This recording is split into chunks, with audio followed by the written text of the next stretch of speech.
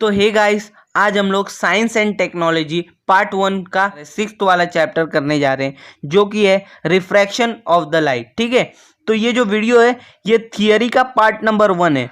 Theory पूरी complete करने के बाद हम लोग इसके न्यूमेरिकल्स भी करने वाले हैं।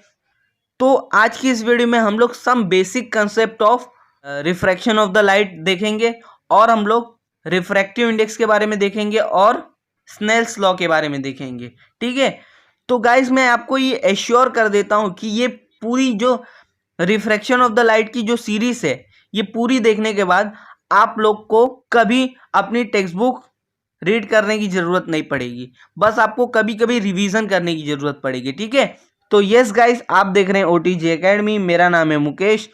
तो अगर आपको ये लेक्चर के हैंड रिटन नोट्स चाहिए तो आप मेरे को जीमेल या फिर इंस्टाग्राम पे कांटेक्ट कर सकते हैं, जिसका लिंक मैंने डिस्क्रिप्शन में दिया हुआ है और यहाँ पे भी बता के रखा है। ठीक है, तो चलिए वीडियो को स्टार्ट करते हैं।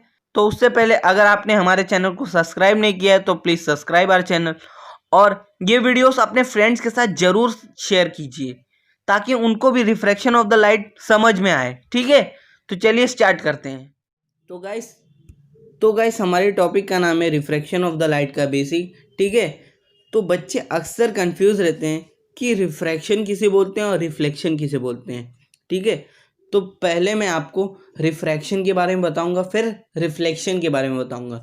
मान लीजिए आपके पास एक मिरर है कुछ ऐसा। ठीक है, तो अगर आपका लाइट है वो मिरर के ऊपर इंसिडेंट होता है। इंसिडेंट होने का मतलब मिरर को टच करते हुए जाता है। ठीक है, मिरर को टच करता है तो उसे इंसिडेंट होना बोलते हैं। ठीक है, तो अगर आपका जो लाइट है मिरर के ऊपर इंसिडेंट होके मिरर को क्रॉस करके चला जाता है बाहर, तो उसे हम लोग क्या बोलते हैं? रिफ्रैक्शन बोलते हैं। ठीक है, और रिफ्लेक्शन किसे बोलते हैं? रिफ्लेक्शन का मतलब होता है गाइस कि अगर आपका जो लाइट है वो मिरर के ऊपर इंसिडेंट हुआ, उसको जाना यहाँ था लेकिन वो क्या हुआ? रिफ्लेक्ट हो गया, तो इसे हम लोग क्या बोलेंगे? Reflection of the light. ठीक है, तो गाइस हम लोग जो पढ़ने जा रहे हैं वो है refraction of the light.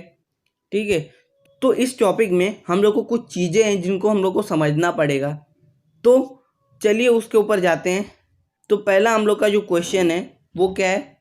What is meant by reflection of the light. मैंने आपको अभी भी बताया कि अगर आपका जो लाइट है वो इंसिडेंट हुआ मिरर के ऊपर और वो रिफ्लेक्ट हो गया तो उसे क्या बोलेंगे हम लोग? Reflection of the light.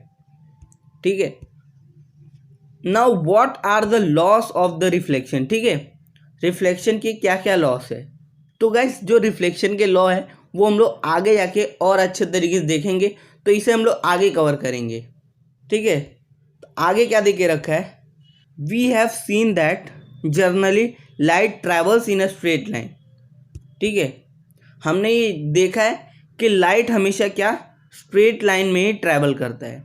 तो मैं आपको एक चीज़ बता देना चाहता हूँ कि अगर हम लोग का लाइट जो है उसको हम लोग जूम करें, एकदम जूम करें, ठीक है, तो उसके अंदर क्या रहते हैं?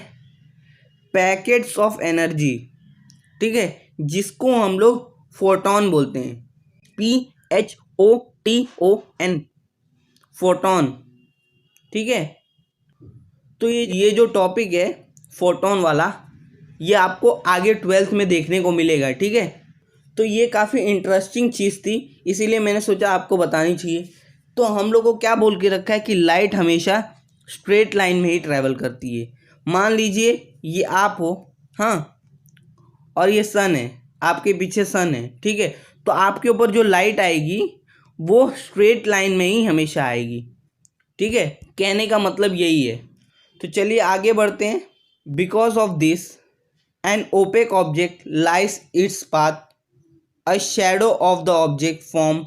We have also seen in the previous classes how these shadows change due to the change in relative position of the source of the light and the object. ठीक है, तो हम लोग अभी जानेंगे कि शैडो कैसे फॉर्म होती है। ठीक है, तो देखिए, मान लीजिए इधर आप खड़े हैं और इधर सन है।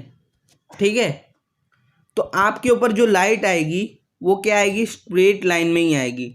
ठीक है, स्ट्रेट लाइन में आने के बाद आपके ऊपर जो लाइट आएगी वो क्या होगी, रिफ्लेक्ट हो जाएगी। तो इसी वजह से क्या होगा, इधर जो रहेगा वो शैडो फॉर्म होती है। अगर मान लीजिए ये जो लाइट है ये रिफ्रैक्ट हो जाती तो आपकी शैडो जो है फॉर्म होती ही नहीं। कहने का मतलब क्या है कि अगर मान लीजिए आपके ऊपर सनलाइट आई तो सनलाइट क्या होती है, रिफ्लेक्ट हो जाती है, इसी वजह से क्या होता है, आपकी शैडो बनती है। अगर रिफ्रैक्ट हो जाती यही लाइट तो क्या होता, शैडो कभी भी फॉर्म नहीं होता। ठीक है, ये चीज़ याद रखिएगा। तो चलिए आगे बढ़ते हैं। आगे हमें क्या दे के रखा है, आगे दे के रखा है but the light can bend under some special circumstances. तो कहने का मतलब क्या है इन लोग का, कि अगर हमारा जो लाइट है वो स्ट्रेट लाइन में हमेशा ट्रैवल करता है, अगर हम लोग ऐसा कोई पर्टिकुलर कंडीशन क्रिएट कर दे जिसकी वजह से वो स्ट्रेट लाइन में ट्रैवल ना कर पाए, ठीक है, तो इसका मतलब क्या है कि लाइट भी अपनी डायरेक्शन जो है चेंज करता है। ठीक है, कहने का खाली यही मतलब था कि लाइट भी अपना डायरेक्शन चेंज करता है, लेकिन ज़्यादातर देखा गया है कि लाइट जो है स्ट्रेट लाइन में ही ट्रैवल करता है। ठीक है, तो गाइस चलिए आगे बढ़ते हैं, लेकिन आगे जाने से पहले हम लोग को कुछ चीज़ें समझने की ज़रूरत पड़ेगी। तो चलिए पहले उन चीज़ों को समझ लेते हैं, फिर उसके बाद आगे बढ़ेंगे। ठीक है गाइस, मान लीजिए आपके पास एक मिरर है, ठीक है, तो अगर ये कोई भी लाइट मिरर के ऊपर इंसिडेंट हुई तो क्या होता है, एक नॉर्मल क्रिएट होता है। ठीक है, ऐसा एक नॉर्मल क्रिएट होता है जो मिरर को परपेंडिकुलर रहता है। ठीक है, और इधर वाले जो एंगल को हम लोग क्या बोलते हैं वो हम लोग आगे देखेंगे। और इसके बाद क्या होता है, जब नॉर्मल क्रिएट हो जाता है उसके बाद क्या होता है, ये लाइट रहती है वो इधर थोड़ा डायरेक्शन अपना चेंज करके वो रिफ्रैक्ट हो जाती है। इसको जाना चाहिए था ऐसे, लेकिन जाती कैसे, ऐसे जाती है। ठीक है, तो इसी को हम लोग क्या बोलते हैं, रिफ्रैक्शन बोलते हैं। ठीक है, तो ये वाले एंगल को हम लोग क्या बोलेंगे वो भी हम लोग आगे देखने वाले हैं। ठीक है, तो चलिए आगे बढ़ते हैं इसी के साथ। तो गाइस हम लोग अपने नेक्स्ट स्लाइड में आ गए हैं। तो देखिए क्या होता है, मान लीजिए आपके पास एक ग्लास का स्लैब है। ठीक है, ग्लास का स्लैब है।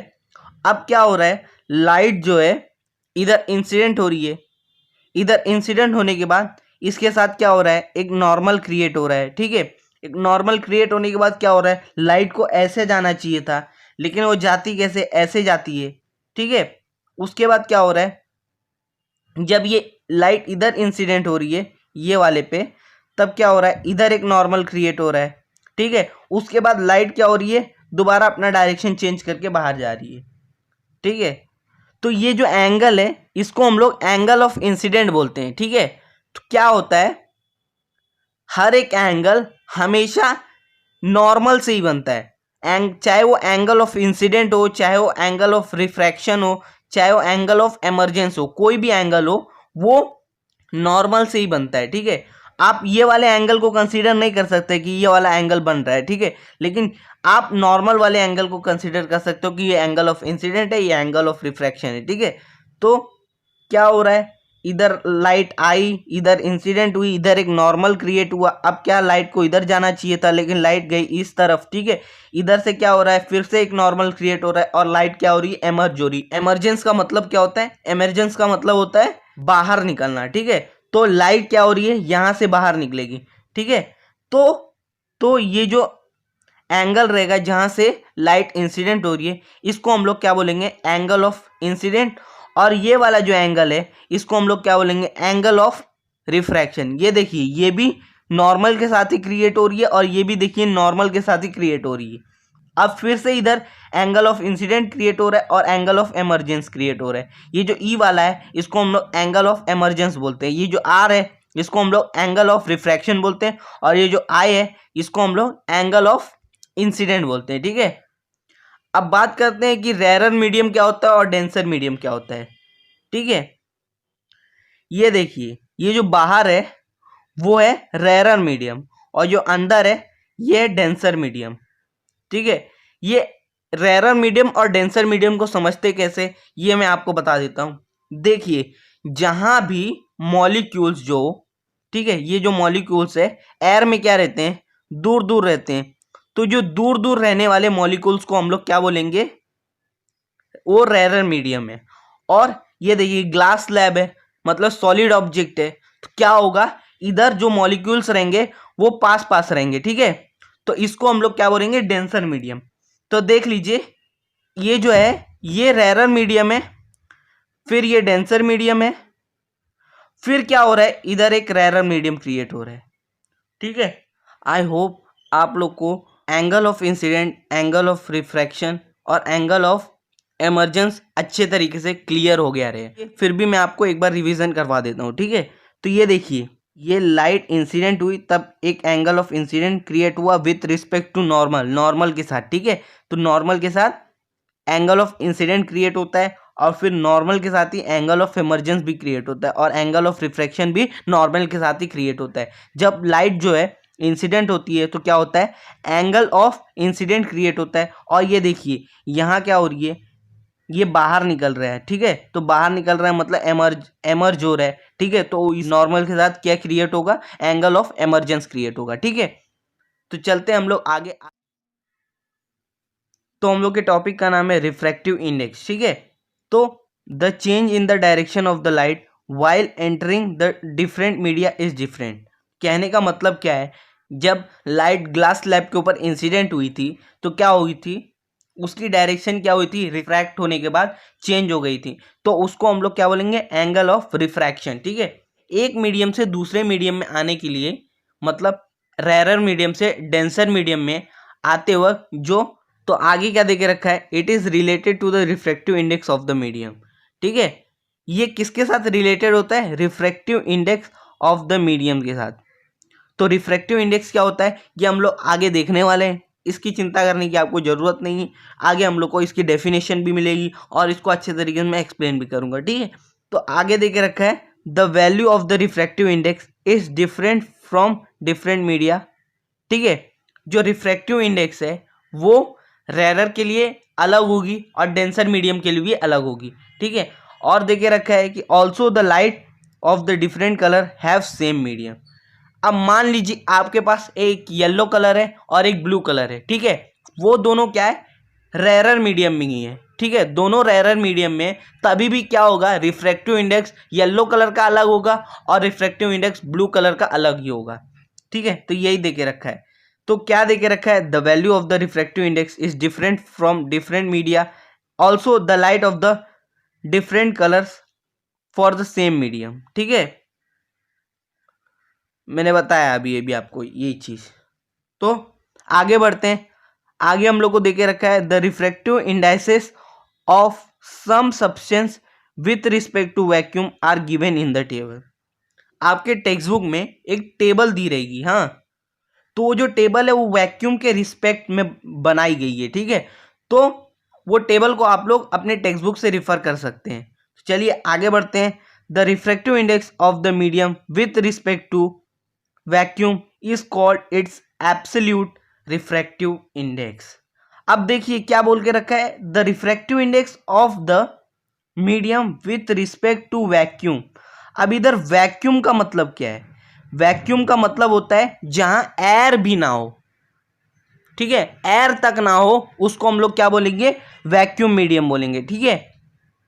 तो क्या देके रखा है, the refractive index of the medium with respect to vacuum is called its absolute refractive index, ठीक है। अगर आप मान लीजिए आपका जो मीडियम है वो क्या है, वैक्यूम में है, तो उसका जो रिफ्रैक्टिव इंडेक्स रहेगा उस वैक्यूम में, उसको हम लोग क्या बोलेंगे, उसका एब्सोल्यूट रिफ्रैक्टिव इंडेक्स, ठीक है।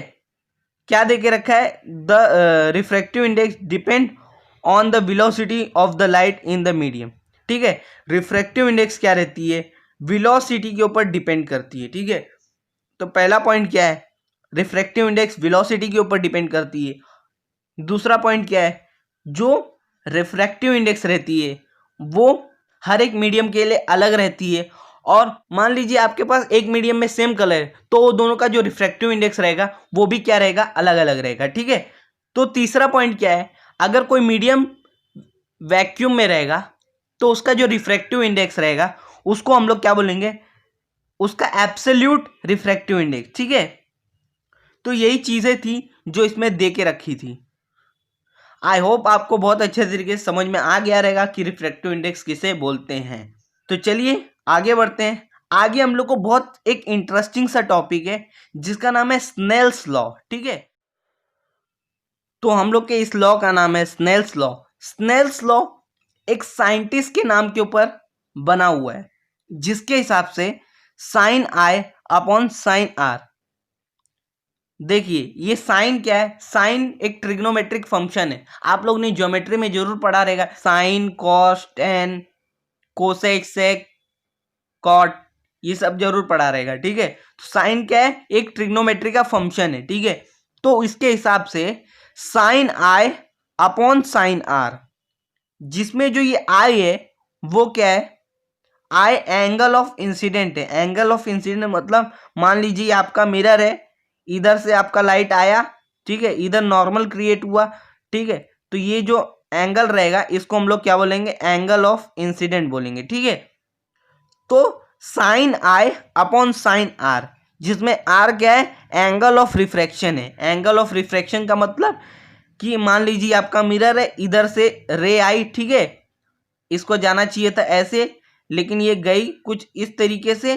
ठीक है, और इधर एक नॉर्मल क्रिएट होता है जो, तो ये वाला जो एंगल रहेगा इसको हम लोग क्या बोलेंगे, एंगल ऑफ रिफ्रैक्शन। ठीक है, तो स्नेल्स लॉ के हिसाब से sine I upon sine R, इसकी वैल्यू क्या होती है, हमेशा कांस्टेंट रहती है। ठीक है, और एक और चीज मैंने बताया नहीं था पहले कि रिफ्रैक्टिव इंडेक्स को हम लोग एन से डिनोट करते हैं। ठीक है, रिफ्रैक्टिव इंडेक्स को हम लोग एन से डिनोट करेंगे और sine I upon sine R हमेशा उसकी वैल्यू क्या रहेगी, कांस्टेंट ही रहेगी। तो गाइस इसी के साथ हम लोग क्या करते हैं, ये वीडियो को एंड करते हैं। ये रिफ्रैक्शन ऑफ द लाइट की जो सीरीज है इसमें हम लोग बेसिक से लेके बेसिक चीजें आपको सिखाएंगे। तो इसके अगले वीडियो का वेट कीजिए, मैं जल्द से जल्द अपलोड करने की कोशिश करूंगा। और जाने से पहले गाइस, अगर आपने अभी तक सब्सक्राइब नहीं किया है तो सब्सक्राइब करते हुए जाइएगा और एक लाइक छोड़ के जाइएगा। Thank you for watching video.